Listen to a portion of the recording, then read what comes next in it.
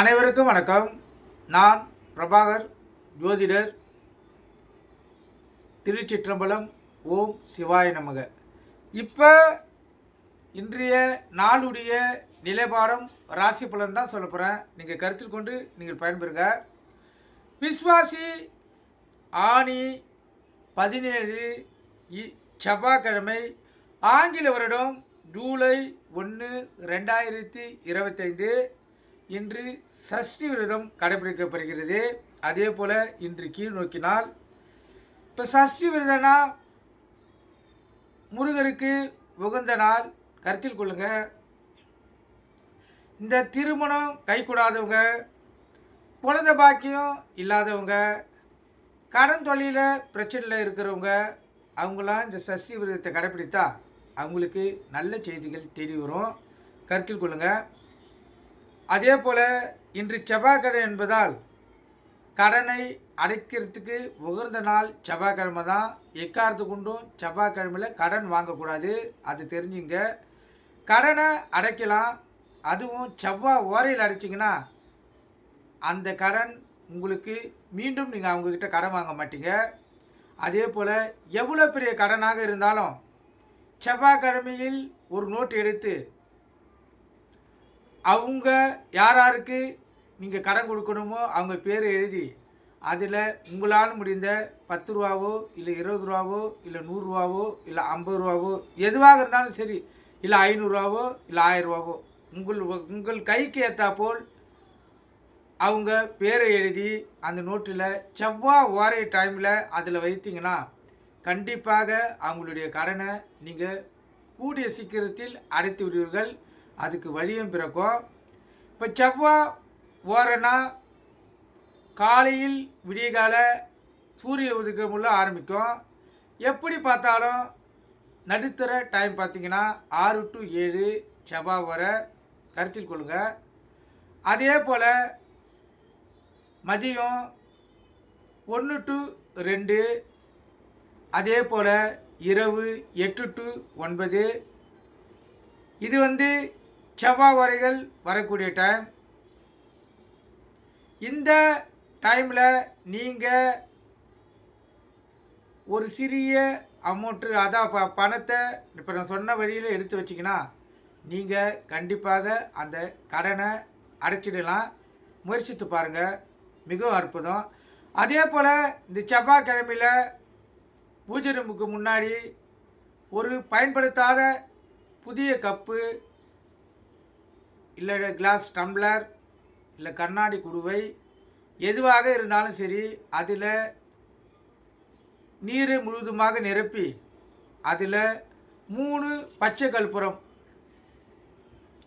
அதை கட்டமாக இருக்கும், ஒரிஜினல் பச்சை கற்பூரம், அதை வாங்கி அந்த குடுவையில் போட்டு செவ்வாய்க்கிழமையில் போட்டு வச்சு மறுநாள் செவ்வாய்க்கிழமையில் அதை மாற்றணும். கருத்தில் கொள்ளுங்கள்.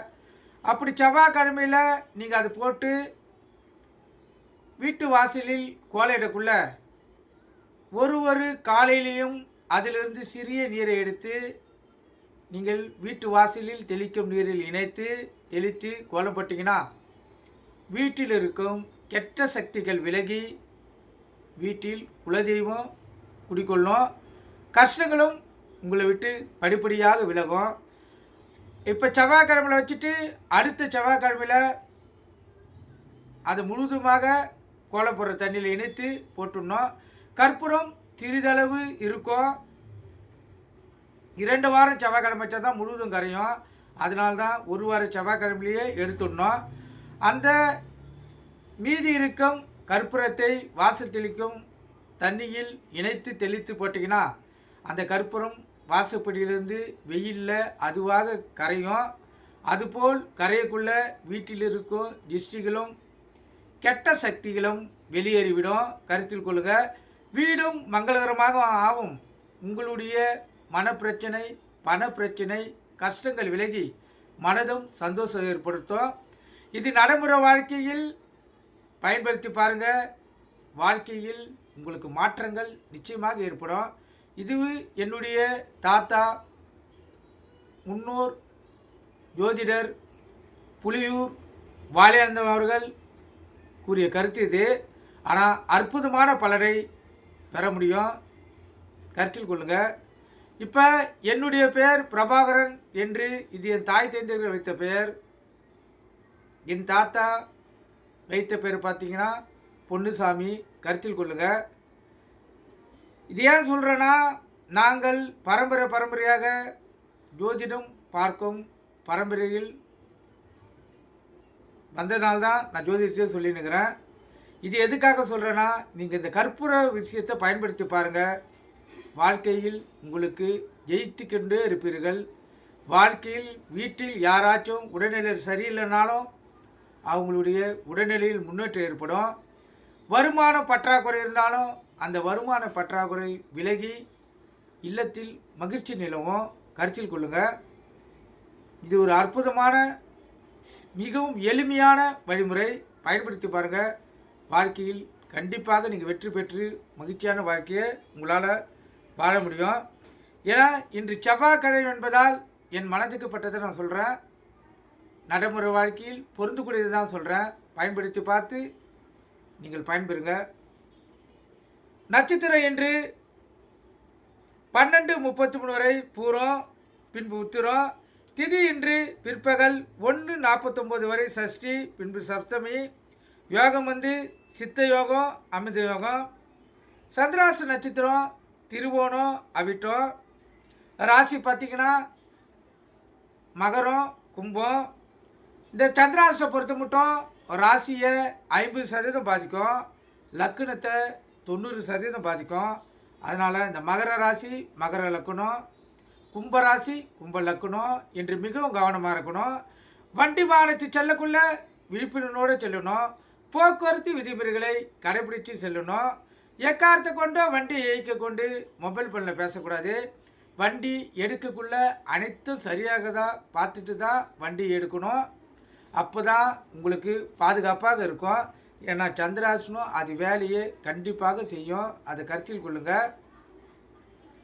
சந்திராசனம் பாதிக்கப்பட்டால் விபத்துகள், மன கஷ்டங்கள், பண செலவு, பொருள் நஷ்டம், விரயங்கள், சண்டை சச்சரவுகள் இதெல்லாம் ஏற்படுறதுக்கு மிக மிக முக்கியம் சந்திராசனால் தான். அதாவது இது நிறையா பேருக்கு தெரியாது. தெரிஞ்சுங்க. சந்திராசனம் இருக்கிறவங்க கவனமாக இருங்க. ஒவ்வொரு நாளும் நம்மளுக்கு புதிய நாளே. அடுத்து என்ன நடக்க போகுது என்பது யாருக்குமே அறிய முடியாத ரகசியம். ஆனால் சந்திராசனம் இருக்கிறவங்க முன்கிட்டே நீங்கள் அறிஞ்சிக்கலாம். கருத்தில் கொள்ளுங்கள்.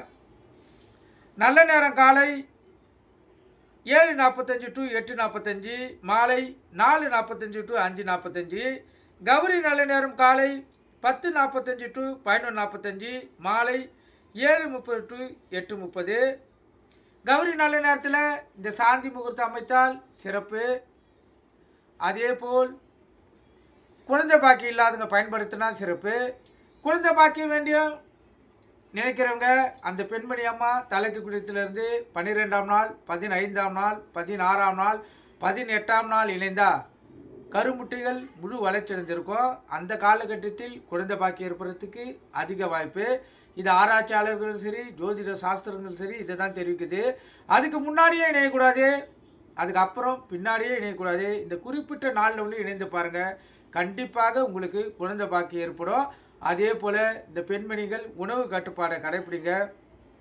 ஆண்மகங்கள் உடல் ஆரோக்கியத்துக்காக போதை பழக்கங்கள் எதாவது இருந்தால் அதை விட்டுட்டு குழந்தை பாக்கியம் ஏற்படும் சொல்லி இறையறைகள் பெற்று நீங்கள் இருந்தீங்கன்னா கண்டிப்பாக உங்களுக்கு குழந்தை பாக்கியம் ஏற்படும். கருத்தில் கொள்ளுங்கள்.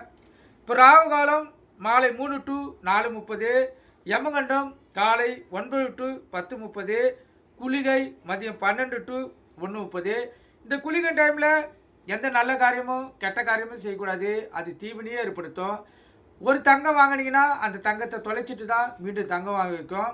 இல்லை 10 சவரம் செயின் வாங்கியிருக்கீங்கன்னா அதை போய் அடமானத்தில் வச்சுட்டு 1 சவரம் செயினை வாங்க வைக்கும். அதே போல் வீடு கிரகப்பிரவேசத்துக்கு, அதாவது வீடு வாசக்கால் வைக்கக்குள்ள தெற்க வைக்கிற வாசக்கால் வடக்க போவோம், வடக்க வைக்கிற வாசக்கால் மேற்க வரும், மேற்க வைக்கிற வாசக்கால் கிழக்க போவோம். கருத்தில் கொள்ளுங்கள். அதனால் இந்த குளிங்க டைமை முழுக்க நீங்கள் தவிர்ப்பது சிறப்பு. சூளம் வடக்கு, கோயிலுக்கு சென்றால் கற்பூரம் ஏற்றுறது, விளக்கு ஏற்றுறது அது வடக்கு சைடு பார்த்து தான் ஏற்றணும். கருத்தில் கொள்ளுங்க. அப்போ தான் நீங்கள் வேண்டுறது நடக்கும். ஏன்னா இதெல்லாம் சாஸ்திரங்களுக்குரிய கருத்து. அந்தந்த நாளில் எந்த தசையில் நம்ம வணங்குறோமோ அது பலன் கிடைக்கும். நீங்கள் கருத்தில் கொண்டு பயன்பெறுங்க. இப்போ நம்ம ராசி பலனை பார்ப்போம். முதல் ராசி மேச ராசி. இன்றைய நாளை பொறுத்து மட்டும் சொல்லிடுறேன். அனைவருக்குமே நாள் சிறப்பாக இருக்கிறது. அனைவருமே வாழ்க்கையில் வெற்றி பெறுவங்க. அனைவருக்குமே மகிழ்ச்சியும் சந்தோஷமும் இந்த நாளில் ஏற்படும். நம்ம முருகப்பெருமானினால் கருத்தில் கொள்ளுங்க. அனைத்து ராசிகளுமே சிறப்பாக இருக்கிறது. இப்போ முதல் ராசி மேச ராசி மிகவும் சிறப்பு. மகிழ்ச்சிக்கு பஞ்சு இருக்காது, தன வரவுக்கும் பஞ்சு இருக்காது. கணவன் மனைவியே ஒற்றுமை கூடும், நெருக்கம் அதிகமாக இருக்கும். அலுவலகத்திலும் மதிப்பு மரியாதை உயரும். பிள்ளைகளிடத்திலும் அன்பு பாசம் கிடைக்கும். அதே போல் பிடித்த உணவை உண்ணு மகிழலாம். உடல் ஆரோக்கியம் பெறும். கருத்தில் கொள்ளுங்க. இன்று அனைவருக்குமே சிறப்பாக இருப்பதால் விளக்கமாக சொல்லாமல் சுருக்கமாக சொல்லிடுறேன். கருத்தில் கொள்ளுங்க. இப்போ ரிஷப ராசியை பொறுத்த மட்டும் லாபம் இரட்டிப்பாகும். மிதுன ராசியை பொறுத்த மட்டும் எந்த ஒரு வேலையை முயற்சி செய்தாலும் அந்த முயற்சியில் ஜெயிப்பீங்க. கடக ராசியை பொறுத்த மட்டும் உயர்வும் மதிப்பும் ஏற்படும். சிம்ம ராசியை பொறுத்த மட்டும் அனைத்தும் நன்மையிலே முடியும். கன்னி ராசியை பொறுத்த மட்டும் இரட்டை லாபத்தை பெற முடியும். துலா ராசியை பொறுத்த மட்டும் வெற்றி மேல் வெற்றி தேடி வரும். விருச்சிக ராசியை பொறுத்த மட்டும் சுகமான நாள், மகிழ்ச்சிகரமான நாள் உள்ள மகிழும். தனுசு ராசியை பொறுத்த மட்டும் வெற்றியும் ஒரு கீர்த்தியும் ஒரு ஜெயமும் உள்ள மகிழ்ச்சியும் ஏற்படக்கூடிய நாள். மகர ராசியை பொறுத்த மட்டும் ஒரு பெருமையும் ஒரு மதிப்பும் ஏற்படக்கூடிய நாள். கும்பராசியை பொறுத்த மட்டும் நற்செய்திகள் வீடு தேடி வரக்கூடிய நாள். மீன ராசியை பொறுத்த மட்டும் பரிசும் பாராட்டுகளும் பெறக்கூடிய நாள். கருத்தில் கொள்ளுங்க. அனைவருக்குமே அனைத்து விதமான விதத்திலையும் மகிழ்ச்சியும் சந்தோஷமும், கணவனும் மனைவிடைய ஒற்றுமையும், பிள்ளைகளிடத்தில் அன்பும் பாசமும் வரவும் திருப்திகரமாக இருக்கும். உள்ளமும் மகிழும். கருத்தில் கொள்ளுங்க. இன்று அனைத்து ராசிகளுக்குமே அற்புதமான நாள். நீங்கள் புதிதாக வேலை தொடங்கினாலும் தொடங்கலாம், கடன் அடைக்கணுனாலும் அடைக்கலாம். ஆனால் கடன் உண்டி வாங்கக்கூடாது. கருத்தில் கொள்ளுங்க. அது தீவினையே ஏற்படுத்தும். இன்று அனைவருக்குமே சிறப்பான நாள். நீங்கள் கருத்தில் கொண்டு நீங்கள் பயன்பெறுக. நன்றி, வணக்கம், வாழ்க வளமுடன்.